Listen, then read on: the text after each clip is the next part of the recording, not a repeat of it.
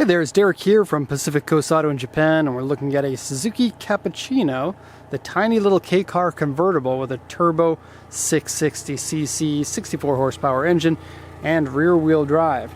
As far as enthusiast K-cars go, this is probably the most popular, along with the AZ1 and the Beat and maybe even the Copen. They only made this for one generation, sadly, and it is really a shame because it is a very cool car indeed. Open up the top, the hard top, and this thing here rotates down in to give you a full convertible, and you sit almost right on the rear wheels. Driving this must be something like driving a Lotus 7, because it is extremely light, somewhere in the 600 kilogram weight. And yeah, 64 horsepower turbo 660cc. Now they come with the F6A or the K6A engines. This one here is an early model, so the F6A. And it looks like this was a previous race car, because it has a few things that would make you think that. Look at this, revs to 8,500, so sort of like a motorcycle. Not really, but sort of. And it is made by Suzuki, so they do know how to make motorcycle engines. I have to say, the F6A must be one of the best K-car engines that there are. And it's also in the Alto Works and the K Works and several other vehicles, as well as snowmobiles, of all things. And tiny little engine, it almost looks like you can grab in there and pick it up. It is a twin cam engine, and the oil and the coolant on this one both look fine. Comes with a aftermarket but factory strut tower brace. It also has aftermarket suspension, and besides that the engine room looks pretty much stock. Oh, we have a grounding kit right here for some reason. Not sure why people in Japan seem to love the grounding kits. Okay, I'll close the hood here and we'll take a look at the condition of the vehicle. I believe this one's going to the USA. I just want to check the sheet because I shot one today that's going to Australia. And in the video I was like, yep, this one's going to the USA. So yeah, this one's going over to Jacksonville. Here's the auction inspection sheet. I'll quickly translate this for you. So it's a 1992 Cappuccino. I think that's the first year of these, is 92. I think so. Could be wrong. This is the base grade. I don't even know if there were more than one grade, but if you had nothing to write here, you usually would write base grade. 660cc is basically like a 0.7 or 66% of a liter. Auction grade R, because it's been in an accident. And interior grade C. This one here has unknown mileage. See the star next to the mileage there. And that's because it has a 5-digit odometer. And the odometer has probably gone around one time, is what the auction says. So 174,695 kilometers. We're getting out of the way of the Forester, because if I'm going to be hit by a car, it's not going to be a Forester. Okay, original beige, or I guess champagne gold you can call this color. The sales points here are purchased from user. They say garage kept, but that was crossed out because there's really no way to prove it. And you can't write a sales point unless it's provable. Aftermarket adjustable suspension, Cusco LSD Type RS. It's actually a two-way LSD, which is kind of cool. Usually, I don't know, would you go with a two-way? I'm trying to think. Two-way, I guess, would be extra.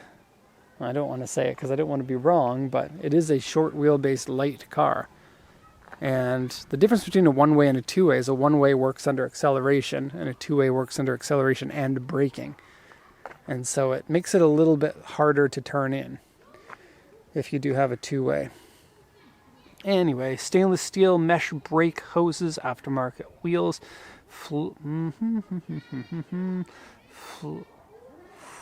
floor tunnel something. Oh geez, I can't read. Maybe it's an underbrace. Yeah, there is an underbrace under there. The entire length of the drive shaft tunnel has aluminum brace in it. Cool. I bet that works wonders because open top cars, especially lightweight ones, don't have very good rigidity. Mind you, they do have really deep sills, just like a Lotus Elise. It goes down like 25 centimeters. Makes it a little bit of a challenge to get in and out of, but nothing like an Elise, really. Anyways, strut tower bar, we already showed you that. What else is this? Boost gauge, aftermarket steering wheel, a rear strut tower brace, you can see it through here.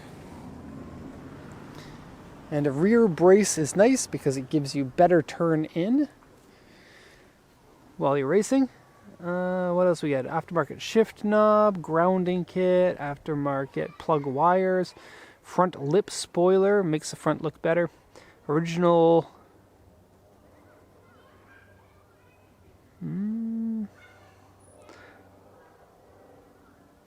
I can't really read that. It says, can be sent later, original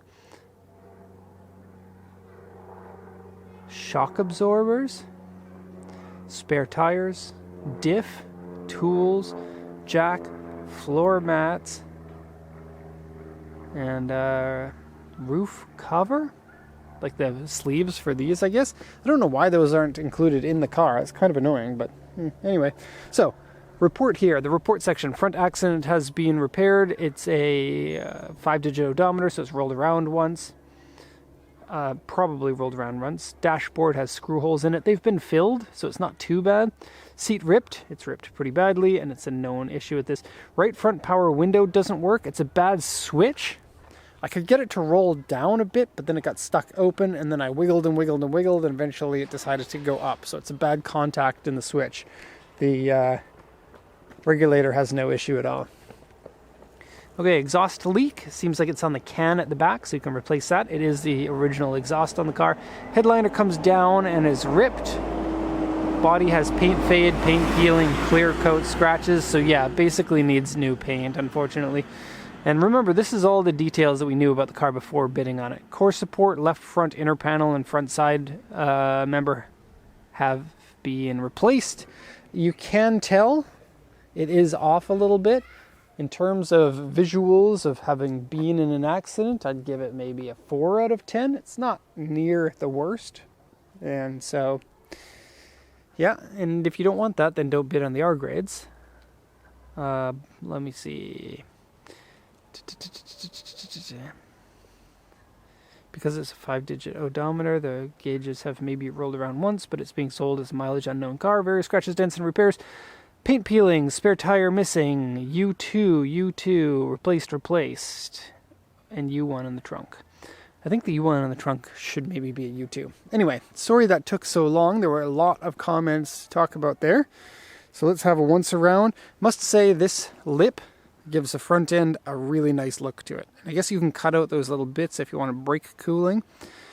The wheels are 14-inch and they look like a nice lightweight wheel.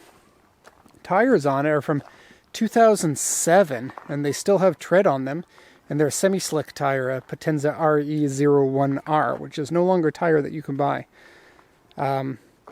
So most likely this was somebody's track car that they would only take out on the track, and the K car is the perfect vehicle to do that with here in Japan, because a regular car, like everything that's in there, you have to register your parking spot. And because you have to register parking spots for the car, you can't just park a car anywhere or at a friend's house or something. The parking spot needs to be within 2 kilometers of your house.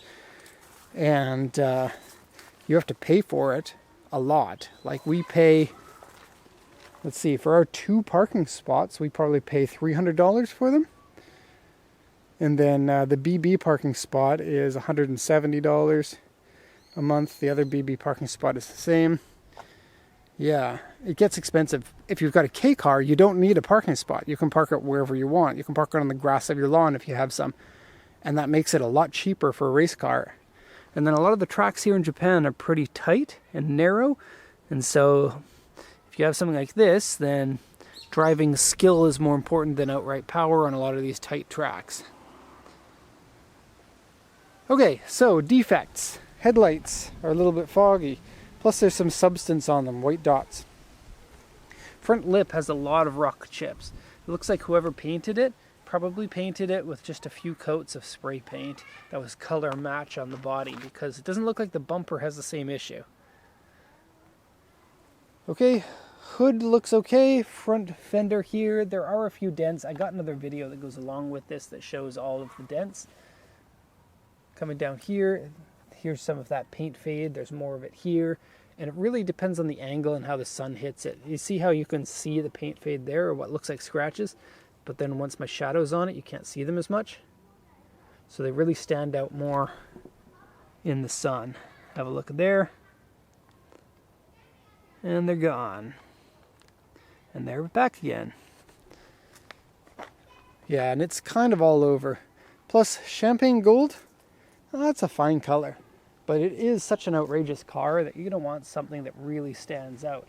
I think it would look really good in white, maybe with some racing stripes. I think it would look even better if it were in something bright orange or yellow or lime green or a baby blue. Yeah. Now, you can run the car as a Targa if you want, by taking this panel off and leaving this one. Or you can take that off and have it, or a T-top, I mean. T-top if you leave that center panel in. I'm not sure why you would want to do that when you could just remove all of them. And have a Targa with this back piece up, or you can rotate it back and have that as the full convertible. Okay. So, on to the interior. Let me just show you the trunk first, actually. Now, the trunk doesn't have a trunk pop, like most vehicles, so you actually have to stick the key in, which can be a little bit annoying. Cappuccino is such a great name for this, too. Yeah, and I guess the replacement for this is the Copen, which is also made by Suzuki. The Copen is front-wheel drive, though. There are very few rear-wheel drive K cars. There's basically this, the Beat, and the AZ1. But the Beat and the AZ1 are kind of front-wheel drive because they're, well, they're not kind of front-wheel drive. They're transversely mounted mid-engines, and so therefore they have a similar setup as a front-wheel drive with the engine and the drive shafts right together. Now, this is the only one that actually has a long drive shaft that goes from the front to the back, as far as I know. Okay, into the car, the headliner. Only one of the panels has an issue. This one's okay, the center one's okay, and then that one is all messed up. Okay. The door cards are in good shape, and take a look at this. They've got these little aftermarket pads, and if you know Initial D, you've maybe seen these. They put them in the car to rest your knee against when you're cornering quickly. So it gives you a little bit more support. Kind of semi-popular, but you don't see it that often these days. There's your rip in the seat. Right there at the seam that has ripped a little bit in. It is not real leather. And this section here has been ripped as well. The seats are semi-comfortable. I would recommend this car for nobody taller than 6 feet, but you could do it if you are okay in a tight area. I'm 5'10", and I have no problem at all. You don't have any power steering, which can be good. It is a very lightweight car, and it's very easy to steer. It is a little bit harder at a standstill, though. You get the tachometer right in the middle, which is exactly where you want it. That gives you the most important gauge as the easiest to see. Here's your boost gauge. It kind of looks like a factory one or a very old school one. Okay. So, dashboard screw holes. One here, here, and here, but they've been filled. And then 2 more here. This vent piece is broken. Okay, you do have AC in it. And the AC works. This is a mini disc player. They were very popular in Japan during the 2000s. Teeny little ashtray. Has been smoked in. It doesn't smell like cigarettes. And a Razzo shift knob here with a little bit of peeling on the shaft. I've taped this up so nobody makes the same mistake as I did. That's my tape. Okay, Lonza pedal covers. Come on, get some focus. Focus, Derek. I mean, yeah. Okay, this part here has peeled away. It says Cappuccino. Down here as well is peeled away. There's a cushion for the passenger. I'm not sure why. These seats aren't bad. I prefer a firm seat. Plus, this is a firm cushion, so kind of weird. I have driven these for several hours and didn't feel that there was so much of a problem with the seat. Okay, so front here is a little bit off. I think I already mentioned that, but it is somewhat noticeable. And I guess we're going to wrap it up here. So as usual, if you have any questions, I'd like to hear from you. You can post them in the comments section. Sometimes we read them and reply if we can. We tend to be pretty busy selling cars, but that is that. If you need anything from me, please let me know. Thank you so much for watching, and have a nice day.